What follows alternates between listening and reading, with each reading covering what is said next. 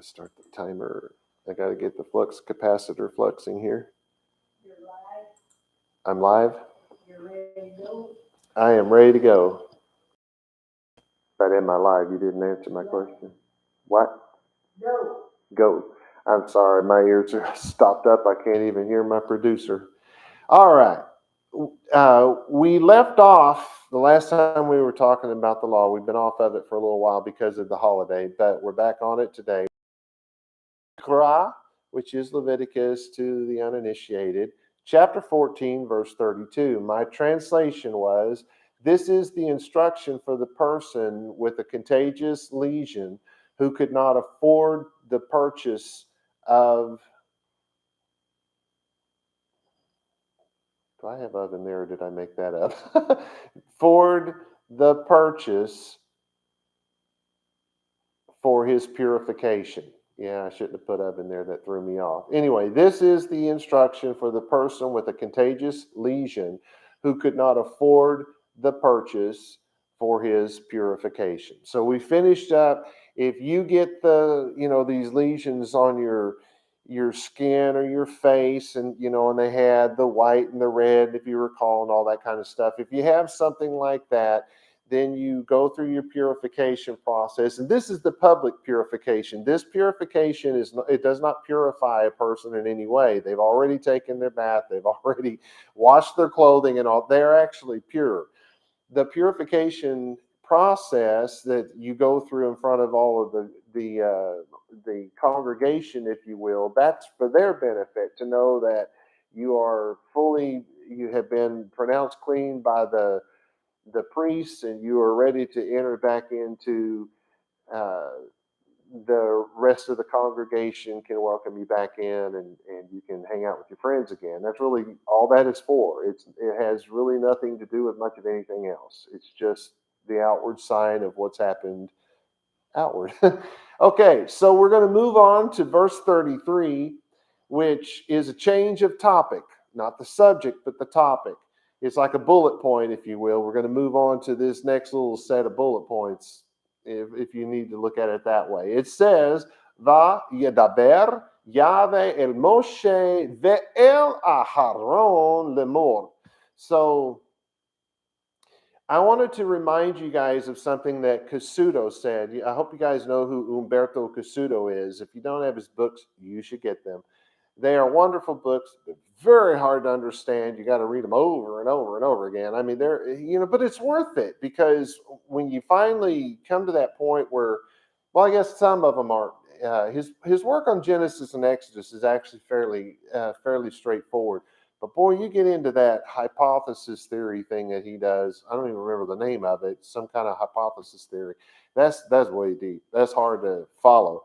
But that is an awesome book. You got to get it. Anyway, so Umberto Cassuto was a very, very well-educated man. He spoke many, many languages, and he was the world's leading scholar on the study of the Ugaritic text out of Mesopotamia, which is essentially the first written documentation that was known to man. I mean, sure, there was some other hieroglyphical type things, and not that this stuff wasn't, but it was more like letters. They were words and sentences and things like that. It's much more like what we think of as writing. And he studied all of that, and was able to figure out the grammar rules and all of that kind of stuff that went with this, and realized that it was, for one thing, it was a Shemitic language, not Semitic.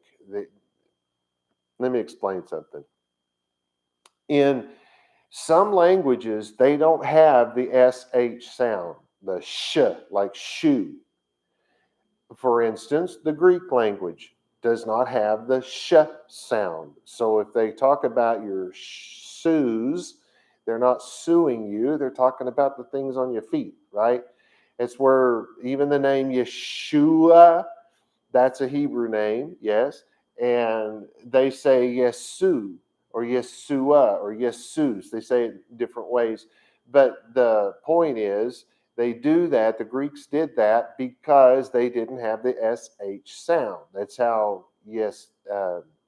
Yeshua becomes Yeshua becomes in Greek Yesu.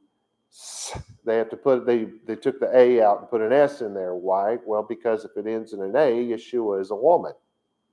Because the ah sound at the end of a word in Greek makes it feminine. Now, this is Bible Greek. I don't know much about the modern. I know they still don't have the SH sound, but I don't know if they would switch that around now or not. But back in the day, when that was all done, 600, 700 years ago, they had to change that because they had no letter for it.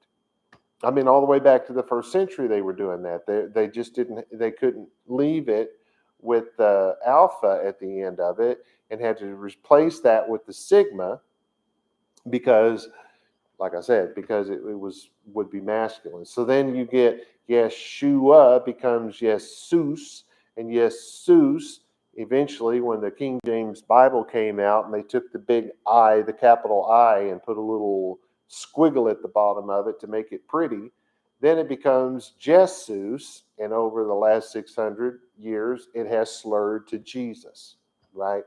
So all of this trying to connect Jesus to Zeus and all this nonsense that's been thrown out there, it's nonsense. Just follow the etymology of the words themselves, and you'll be able to figure that out. It's real simple. Anywho, Casuto wrote, the formula that customarily precedes an isolated regulation, for instance, he goes on, and the Lord spoke to Moses saying, he goes on, compromises a separate topic.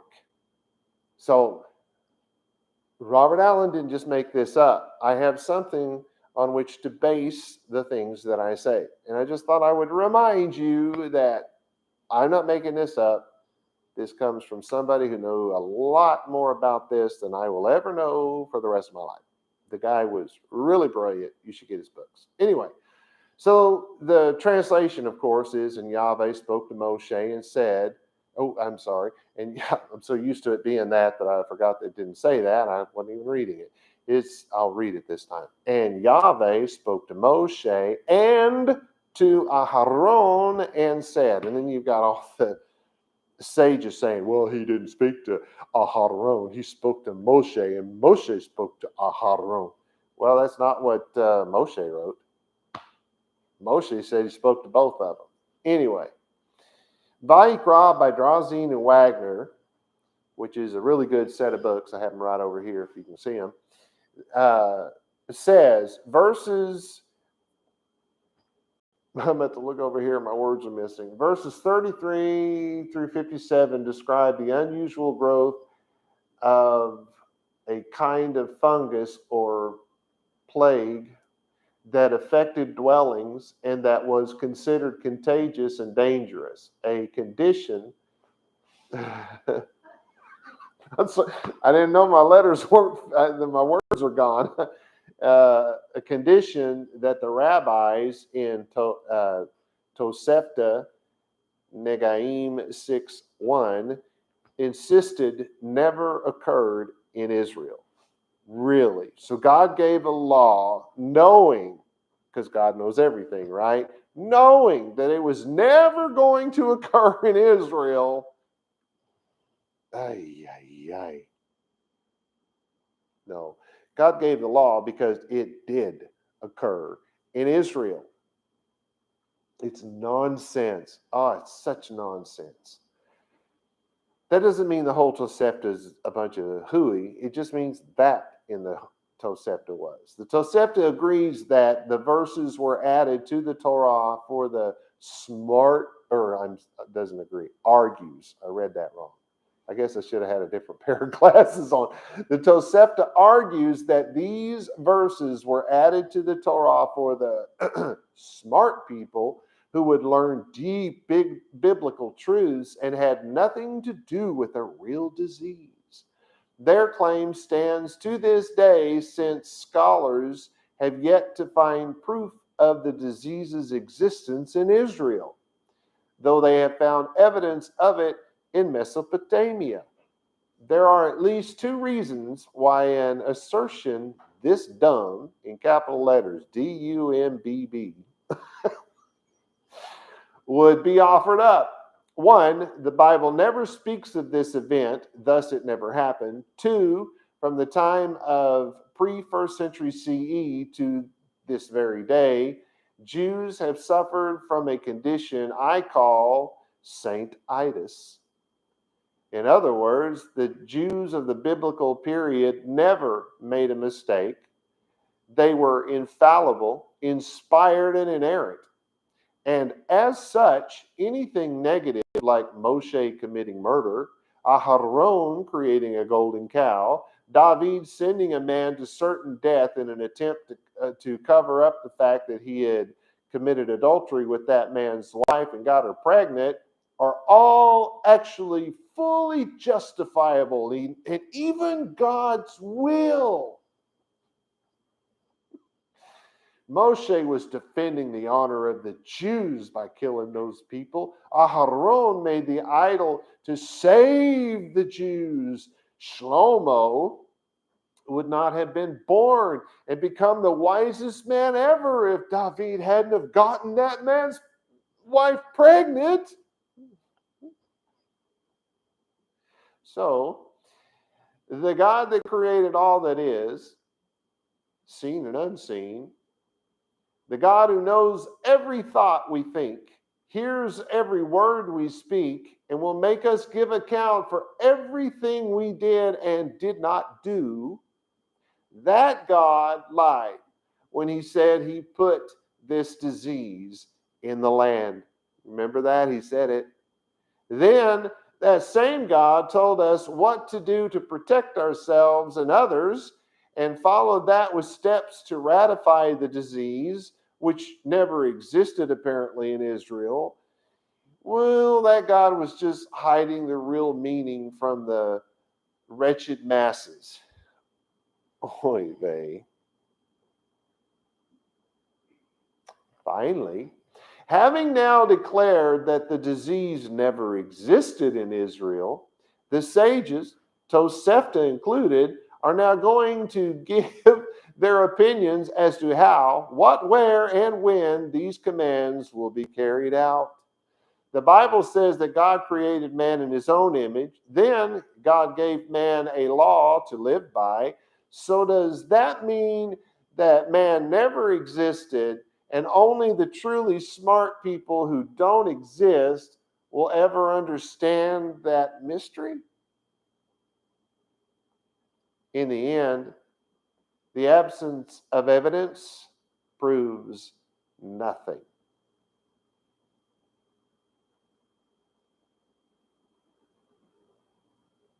How many things have you done that's wrong? No evidence of. Don't tell me none. I'm just saying, just throwing that out there. Okay, let's go to verse 34. Says, Ki tavou el eretz Canaan asher ani noten lechem la'achuza venatati nega zera'at bevet eretz achuzat chem, or achuzatechem, to say it a little more correctly. Well, let's see. What important things should we talk about? How about the word tavou? Literally, we would translate that, if it's just all literal and all that, is shall go they. Because it's the word bo. Bo is to come. But if you come, you go. And if you go, you went. But if you went, you arrived. And if you arrive, you come. All of that's the same thing.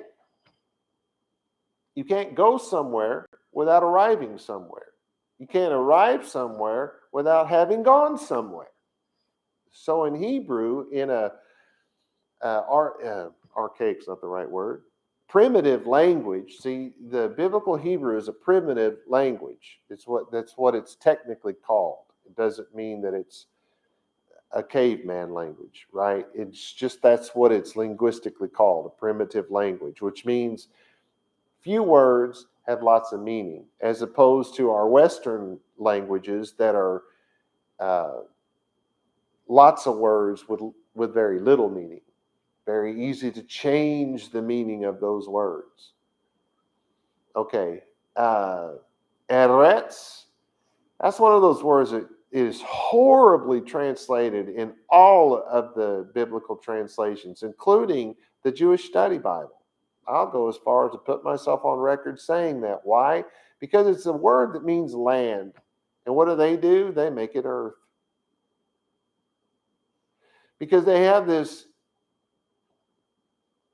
of olden times, there was this huge superiority complex. God couldn't just be talking about the Jews. He had to be talking about all the people. He couldn't just be talking about the land of Israel. He had to be talking about the whole globe. You follow what I'm saying here? And that's what happens when the Jews talk about the world. Most of the time, the word is zevaot. That's not the word for world. That's the word for hosts. Hosts, because it's plural. The host of Israel are the Jews. That's not the whole world. That's the Jews. And even if you live in New York and you're a practicing Jew, you're still part of the host of Israel. You don't have to live there. No, you don't. Better get a drink. Starting to have a little trouble here. Guess I'm being too preachy, right? Okay. I'm so excited to teach the law again. It is my most favorite, most beloved thing in the whole wide world. Well, except for my wife and my kids. Anyway, so Eretz is the land. And when they speak of the land, they're speaking of Yisrael. And yes, Yisrael was much bigger in the Bible days than it is now. Because all of Jordan belongs, biblically speaking, to the Jews. All of the West Bank, all of that belongs to the Jews. God gave it to them. And you got Americans walking around saying the Jews are occupying the West Bank. No, they aren't. You can't occupy. Are we Americans occupying America? No, it belongs to us. We fought a war. They lost. We got it. That's the way it works. It has always worked that way. Just ask Putin. He's gained a bunch of land in the last 12 years or so. Just saying, just throwing that out there. It has always worked that way. Nothing has changed. Anyway, so let's think of that word as land. And so it's the land of Canaan. And they call that Canaan for some reason. I don't really know. It's not pronounced that way. And then some will say Canaan or Kenan. You know, there's like a skip there, Kenan. But there's, no, it's Kenaan. That is the proper way to pronounce the biblical title for this place. So it's the land of Canaan. Asher ani noten, that I gave to them. God placed it in their hands. Well, really, he picked up the land and stuck it in their hands? No, but they did get in the ground and dig up and plant and stuff like that, right? Because they had to feed themselves. Well, did they have to do that when they got right there? No, it was flowing with milk and honey, which is an idiom, by the way. There was not milk and honey flowing down the street. That's an idiom. It just means it's a place of abundance. And when they got there, their houses were already built for them. Their cities were already built for them. The fences were already up that were necessary. The fields were ripe with food, and the trees were ripe with food. It was flowing with milk and honey. That's what the Bible calls it. And so, yes, God gave that to them. He established the land of Yisrael when he gave that to the Jews. So is that when they entered into the land? No. He did that when he made his promise to Abraham. And see, Abraham is called the father of the Jews, and he wasn't even a Jew. Think about it. He was from the land of Ur, right? Ur. He was not from Israel. He did not have the Torah, although actually he did. but he didn't have it in writing. He didn't have certainly didn't have Moshe's version of it. But God gave him a law. He lived by it. He was considered a friend of God, which is a really cool thing because these are like best. When it says ra'ah, we're talking about best buds. That's if you say that about two men, you're talking about or a man and a woman or two women. It doesn't make any difference. You're talking about one person knows the other one better than that person knows themselves, and vice versa. That's the kind of friendship we're talking about. We're talking about deep, intimate relationship, one that you lean on each other, you depend on each other, you laugh and you cry together. That's the way he was with God. That's incredible. And God's the one that said it, so it must be true. Don't tell me it's not. I hate that. Telling me that this disease didn't exist in Israel. God said it did. God said he placed it there. So yes, it did. Anyway, so God gives them this land. La Ahuza, to possess it.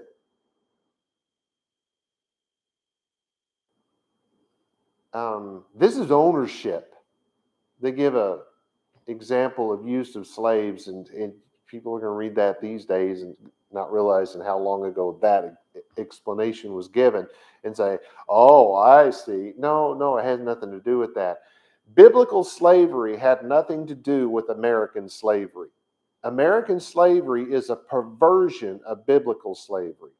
Biblical slavery simply meant that you were um, what's that called? I was a biblical slave for several years, indentured servitude. See, when I was in the military, I was told. Now, whether they do it or not, who knows? But I was told that if I got a sunburn, a really bad sunburn, and I had to miss work because of that sunburn, I could be court-martialed for destruction of government property. Now, that's taking it to the perversion side because they saw it as I was owned by this government. And of course, they think they own our children. Just listen to the president. Oh yeah, when you're in school, those children are yours. No, they're not. No, they're not. But anyway, it's that's not what we're talking about. We're talking about indentured servitude, and the reason why there's this feeling of this idea of possession is there has to be, to some degree, there has to that. What am I trying to say? There has to be an ownership when we're talking about the slavery thing.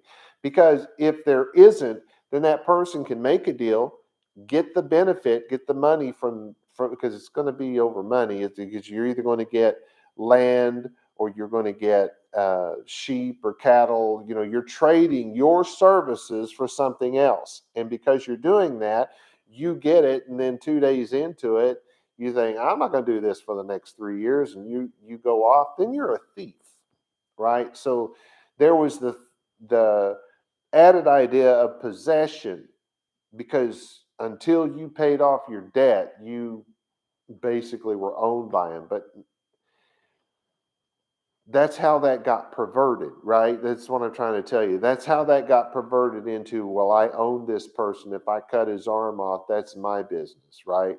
No, see that's so totally wrong. Well, I'm the government, therefore I decide what those children will learn. No, that's a perversion. That's a complete and utter perversion of the Bible. Is it a perversion of our Constitution? Without a doubt, it is, because the men who wrote that knew this. Anyway, so there's the idea of possession here. You possess that land. But do you really?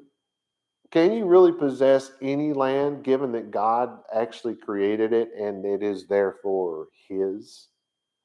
Just throwing it out there. Next big word, venata. T. Well, wasn't it the word previous? Oh, he gave to you a land to possess. Oh, I see. He gave me a legion? I hope I'm reading that right. Oh, okay. Yeah, it's a good thing I looked. I was about to lead you down a bad road. Where was I? Okay, so he's saying that I'm giving to you a land to possess, which you got to understand. There's this concept that you own it, but in the end you don't. God's still the owner of this land, but it's theirs to possess. It's theirs to take in and treat as their own. And then he says, venatati, which would normally be translated and give me or gave me because it's past tense, and gave me. And so it'd be God saying, and I gave. All right, but remember, this is a, why do I keep thinking archaic? What was the word, Donna? Instead of archaic, it's primitive. Lordy Lord. Remember, it's a primitive language. So this same word that means to give also means to establish, to place something. We were given the Constitution, right? But we don't hold it in our hands. And what does that Constitution do? It establishes the law of the land. The Constitution is the law of our land, right? And so he is saying, God is saying, I have placed negah. I have placed a mark or a spot, usually used of the skin. It's like a scab or the eruption of the boil, like we've been talking about, what they so wrongly call uh, leprosy. It's because it's nothing like what we know as leprosy. Now, it never was. That was just came from a slam written by an Egyptian who hated Jews. He's the one that came up with that idea, and the Western world took off with it. But anyway, I've spoken about that before. This word is in PL intensive. It's to touch heavily, to smite, to strike, especially to strike with a plague. So God is saying, I have stricken the land. This is where I was talking about a while ago. It's there. It's written. God is saying right here, right now, I put it there. And what did he put there? Zera'at. Wow, that's the word we've been talking about. That's the subject we've been talking about from the beginning of this chapter, isn't it? And so when we're speaking of a human being, we have established that that's a lesion, some sort of a lesion on your face or your arms or body somewhere. That's the lesion. Now, remember, a primitive language, little word, few words, lots of meanings, and that it will not. They all are going to be very similar in meaning, but maybe a little tweak here and there because of the way it's being used. So he did not put a lesion in the land. I mean, he did that with America. It's called the Grand Canyon. But that's not what he's saying here. He's saying that he has put this thing, this contagion. That's the right word, contagion. He has placed this contagion. And then it says bevate. Wow, that's in the house. Eretz, in the house, the land. Achuzah techem, of your possession. He put it in those houses in the land of their possession. Why would God do something like that? Is he punishing the Jews because they're so awful? Oh, come on now. What happened in Mitzrayim? What happened in Egypt? Well, God sent his prophet, and that prophet said what God told him to say. He said, let my people go. And that king said, no, right?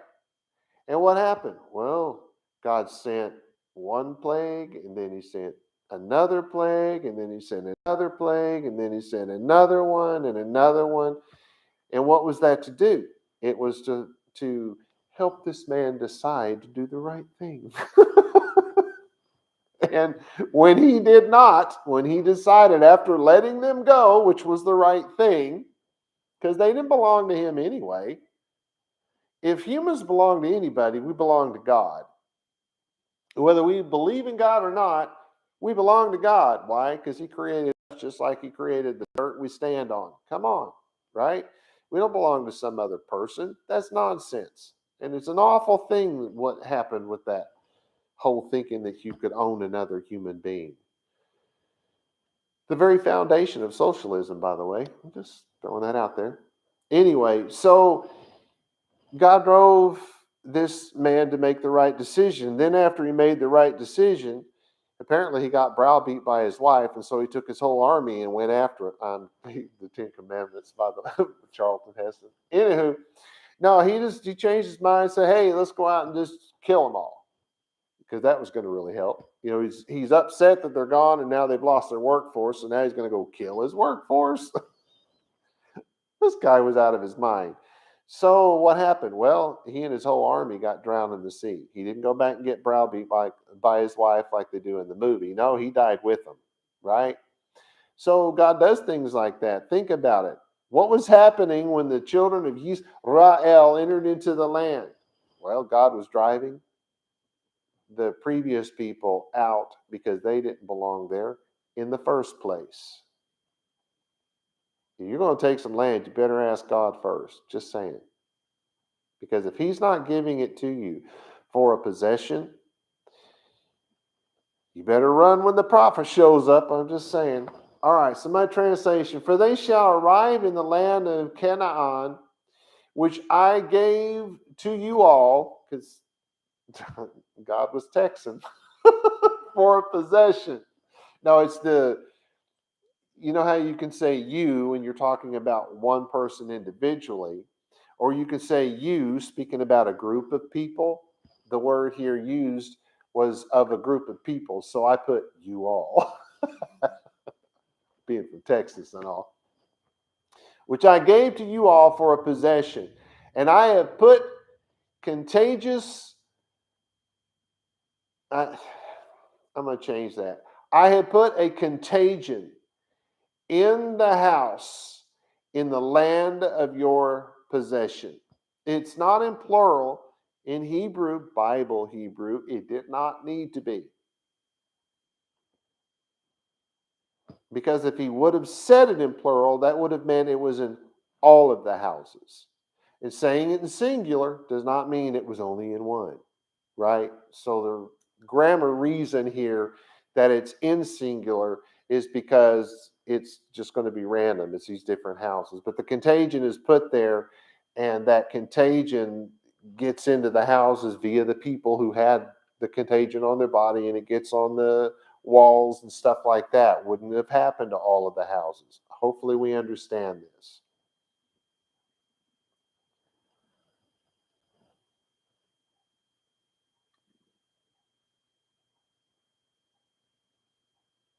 And see, there might be another reason. Now, God didn't say why he did it, but maybe God placed it there for some environmental reason and left it there to die out gradually. Who knows? I mean, I think it's to drive the people out, but that's just speculation. The Bible doesn't tell us, so how would we know, right? So I'm trying to give you another reason, possibility there. No reason is given for the placement of the illness or why it remained for so long. Thus, any attempt to explain it is purely speculative. We can know What we can know is that the illness was designed and placed there by God. And since everything God does is just and pure, it was the right thing to do. People suffer from many so-called natural disasters. I wonder how many people suffered from this illness simply because they did not follow the law God gave them. Had they gone to the Cohen, to the priest, when they first suspected that the illness was in their home, maybe they and their generations to come wouldn't have suffered. Rashi wrote that the Amorites hid gold in the walls of their houses to keep it from the Jews, and that God put the disease on the homes so the Jews could find it. Wait, I thought this sages said that this disease never existed. Whoops, Rashi wasn't paying attention that day. Just throwing it out there. All right, well, let's move on to 35. It says, Uva asher lo habayit vehigid lakohen lemor kenega nir'a li babayit. I don't know why I'm having such a hard time reading. I'm pretty sure I cleaned my... I'm not wearing the right glasses, am I? Whoops. Anyway, uva, that's bo, that's that word we started with, the come, the go, the went, the arrive, all of those things are derived from that one word. So uva, it was preceded with the conjunction vav, and so that changes it from the ba, like ba, or bo, to the V sound. It changes simply because something was added to the front of it. That's the only reason. It doesn't change the meaning at all. Asher lo habayit. So when you arrive at the houses, vehigid, and it becomes known, la Kohen, and it becomes known to the Kohen, lemor, and that's to say, to shed light on the subject. So someone's going to be speaking. The words become known to the Kohen. So in other words, the Kohen is not going to go in your house and look for this thing. You're going to find it. You're going to lemor, you're going to make it known to the priest that there is a contagion, or in this case, we're really using the word lesion for this, but there is a contagion, is fine,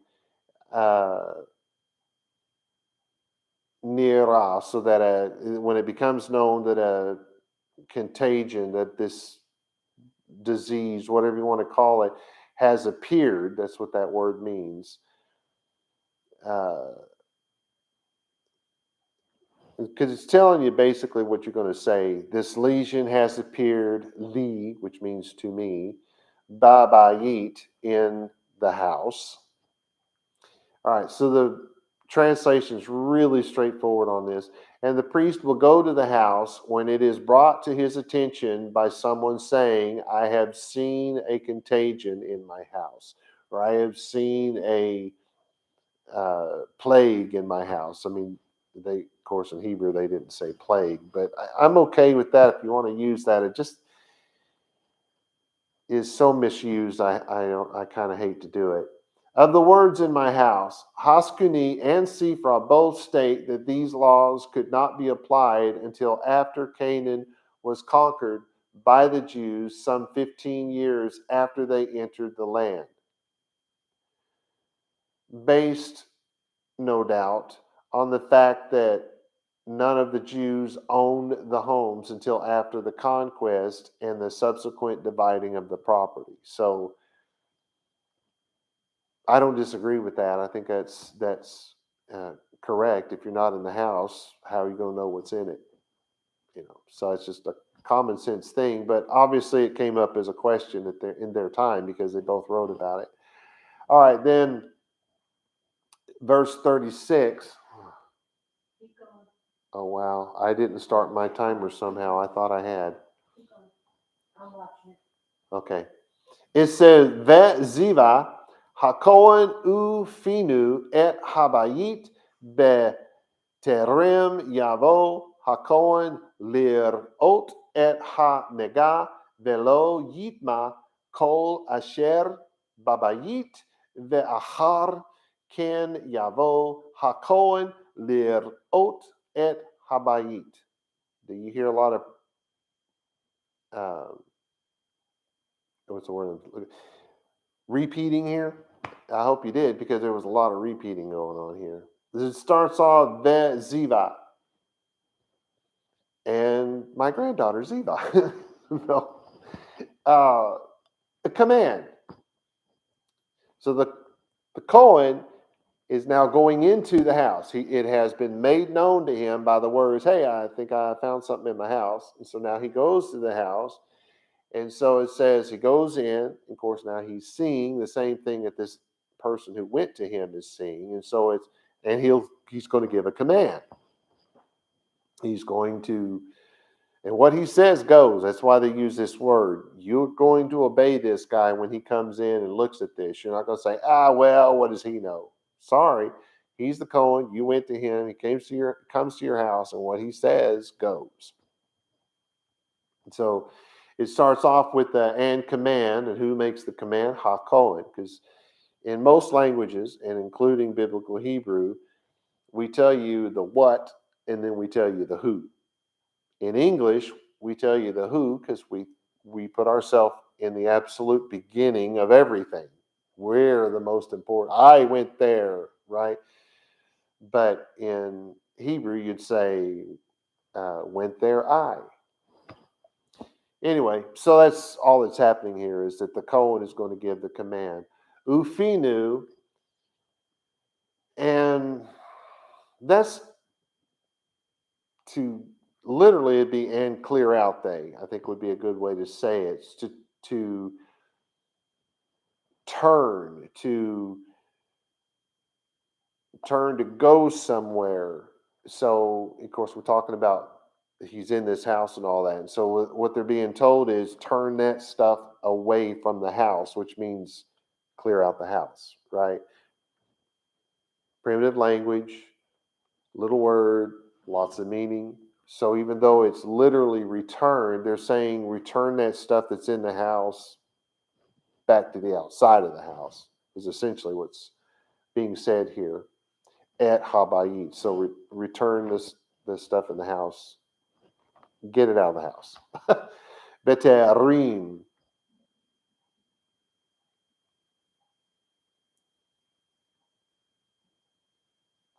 Yavo. Let's put those together. Beterim Yavo. Because literally that would be in before he come. So though that may sound idiomatic, it's not. It's take it back out of the house. Return it to the place from which it came, not back from wherever you brought it through the wilderness. It came from outside of the house and went to the inside of the house. So return it to the place from which it came. Is all this being said? Take it out of the house. That's just how it is said in Hebrew. Hakohen lir ot. The Cohen.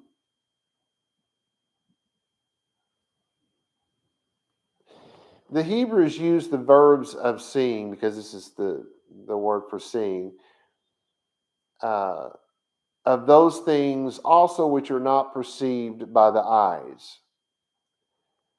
By the other sense, you perceive it because you heard it. Someone said something, you perceived something from that, or you felt of something, maybe it's dark and you're feeling around and you feel, oh, that's a knife. I better be careful what side I grab that on, right? You have perceived that that's a knife. So the word is used in a number of different ways. So, but here it's quite literal. He walked in, he looked at it, and he saw it, but this is more about he perceives what this is. He understands by what he sees what this is. And it says, et hanegah. This is that contagion, that plague.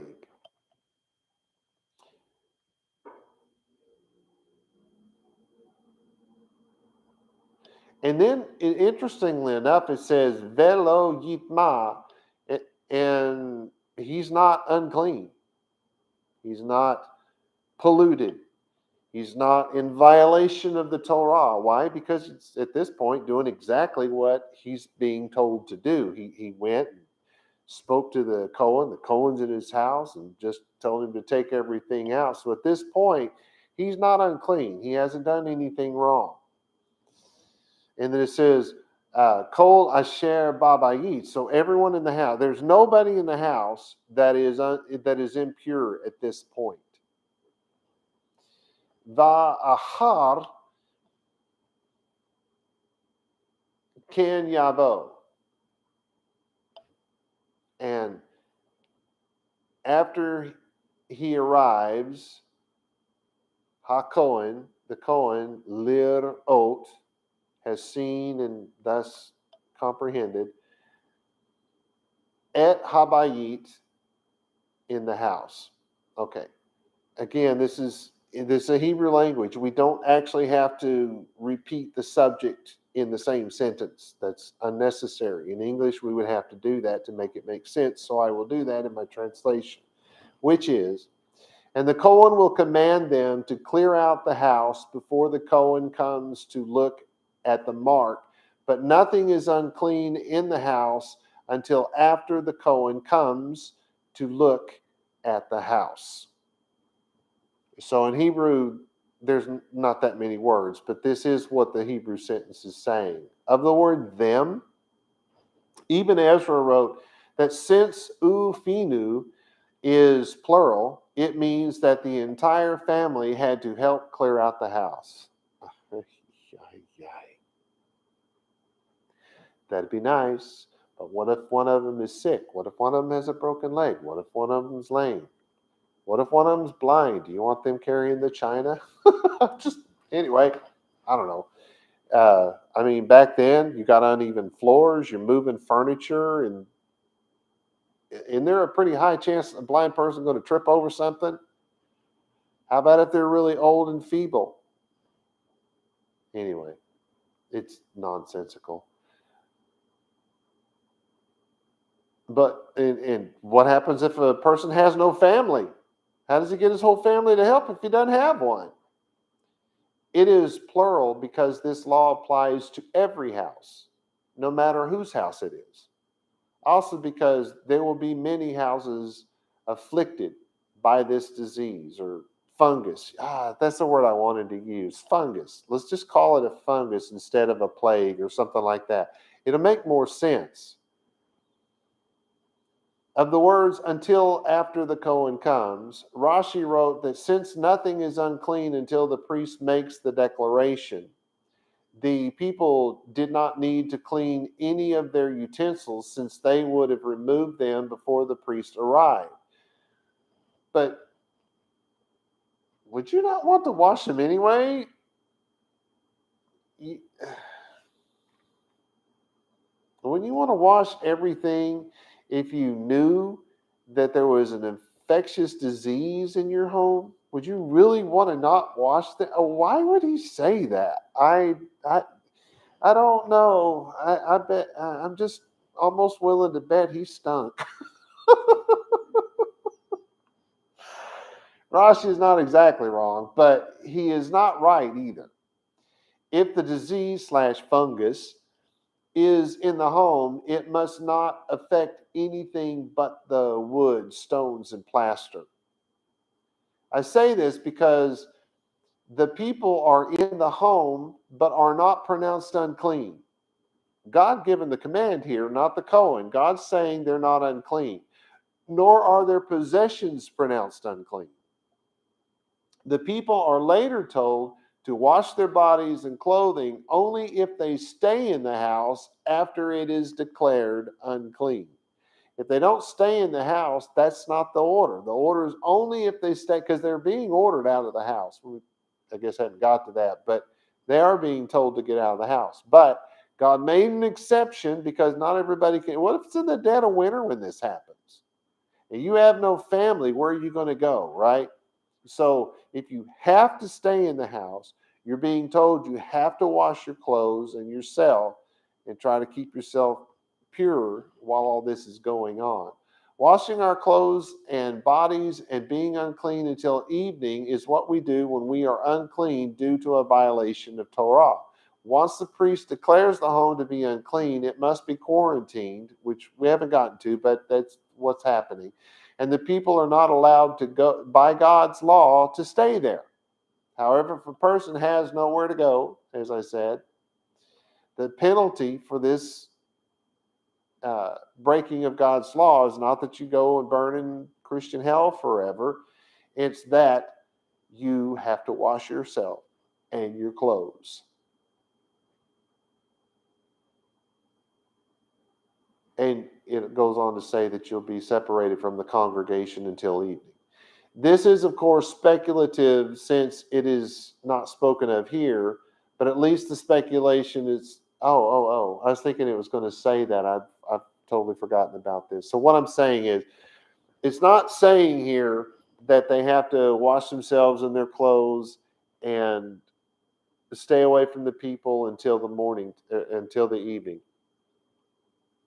But this is Hebrew, and this is the law. And the way the law works is when God writes a remez, that means it's hinting back to another law. And here we're hinting back to the law that says that when you're impure, you wash your clothes, you wash your body, and you're unclean until evening.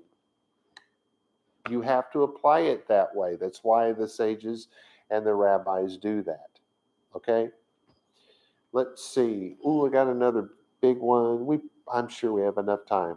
So let's go on to 37. It says, Ve'ra'ah et hanega ve'hine hanega be'kirot habayit sheka'arut rot. I said that wrong. Sheka'aru rot. Ye rak rakot. O adam damot. Umar Ehen Shafal Min Hakir. So we start off with the word for the seeing and the perceiving and the understanding. Ra'ah is our word. I don't think I said that last time, but that's the same word. And then it says Ha-nega, the fungus. You have seen and have comprehended that there is a fungus among us. No. Vehine, and behold, ha-nega, the lesion, the fungus, be-kirot, is in the wall. Kirot, that's the walls, that's plural, so it's in the walls. Habayit, of the house. Sheka'arurot. This means that it's sunken in. I think it would give and it's speculative on my part because I've never seen the fungus, right? But I would think that it's growing from the inner, say you're talking about a rock wall, which you very much would have.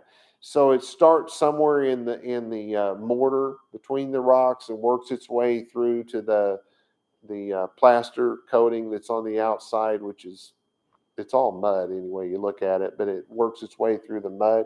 And so it's going to appear, it's saying that it's either saying that it's deep in the walls or that it has created a bit of a crater in the wall. At this point, we don't know because we've only read a couple of words here, but it's saying one or the other. And then it says, yeah, rakot. That's saying he green. So what does that mean? It means it's very dark green. It's very, you could even say bright. If it was a, if it's a light color, that's not what we're talking about. We're talking about this is a forest green. Can I say it that way? It's a dark green.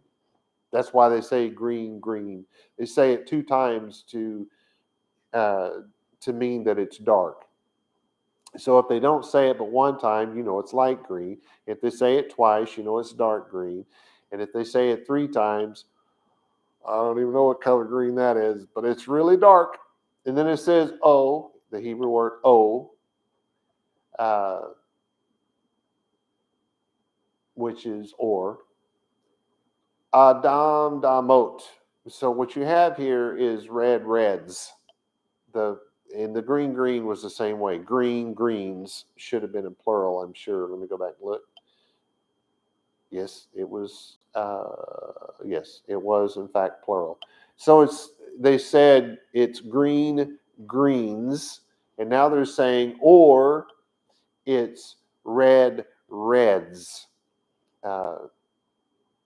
I guess because the word is being said 2 times is why it has to be in plural. The plural doesn't really have anything to do with there's lots of red colors or it doesn't have anything to do with plurality.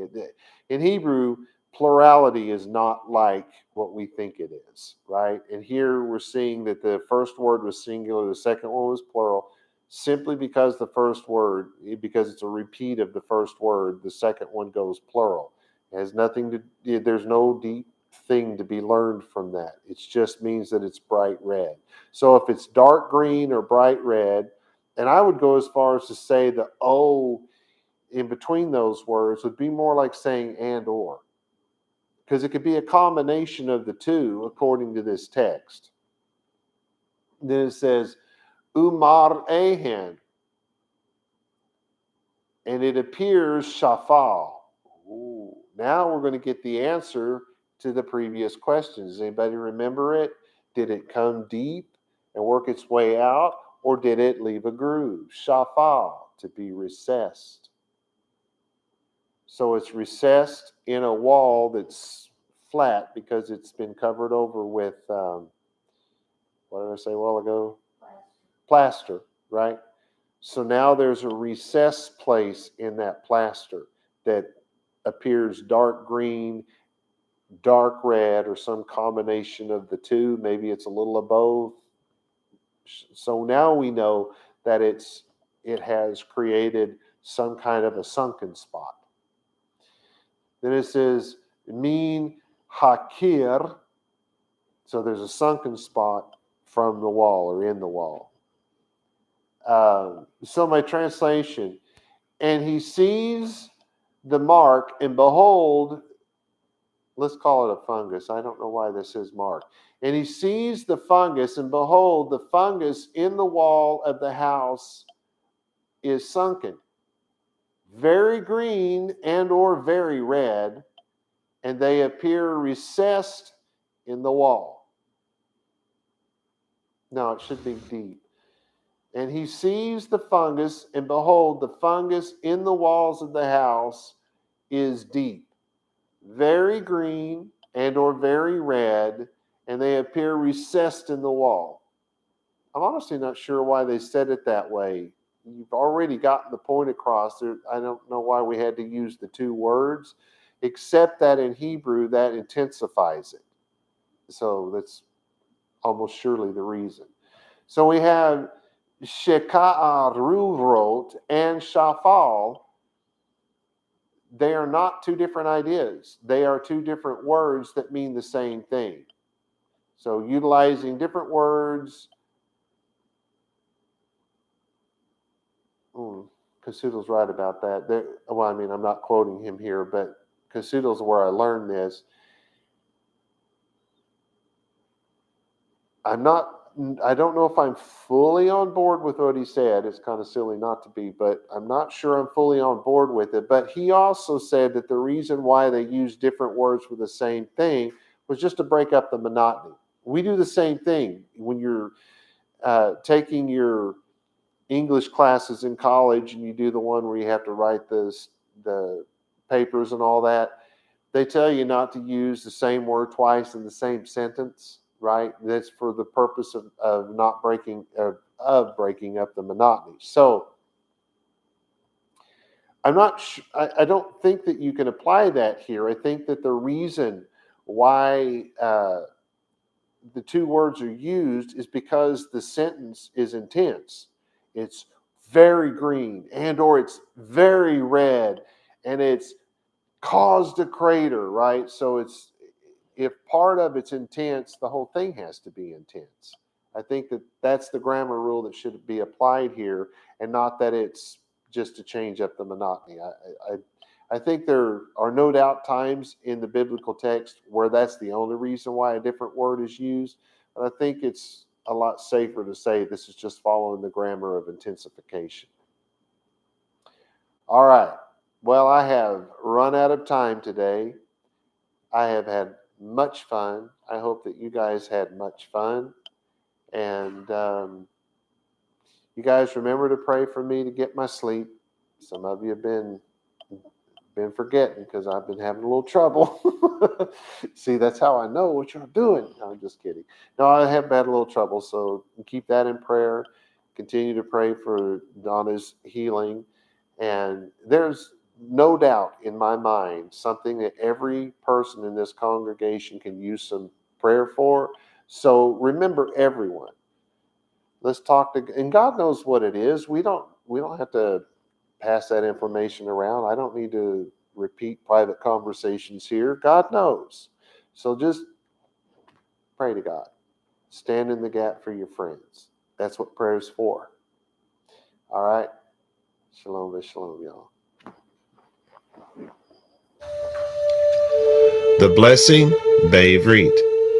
Yevarecha Yahweh v'yish merecha. Ya'er Yahweh panai lecha v'hunecha. Yisa Yahweh panai v'lecha v'yasim lecha shalom. And in English, may Yahweh cause you to lie down so that you may rest. May he touch and caress you. May he prepare you for what is ahead. May he watch over you. May he keep you from harm. May he cause goodness to grow in you and take away the bad. May he arrange your life and cause you to flourish. May he cheer you up and gladden your heart. May he cause his light to shine through you. May he show you tenderness, favor, and love in his presence. May he show you kindness and be delicate towards you. May he show you his generosity, mercy, compassion, and desire for you as it comes forth from the depths of his soul. May he lift you out of your pit and deliver you from the things that hold you prisoner. May he draw you to his chest and cast his eyes on yours. May he show you his love and desire for you as he cradles you in his arms. May he bear your punishment and pardon you of your sin. May he take you for his bride. May he establish a foundation in you. May he place his name on your heart and mind and make your body his temple. May you be his treasure. May you always be on his mind. May he draw you near and comfort you when you are afraid. May he assure you there is nothing to fear because he is with you. May you and all that concerns you be at peace because he is your friend. Amen.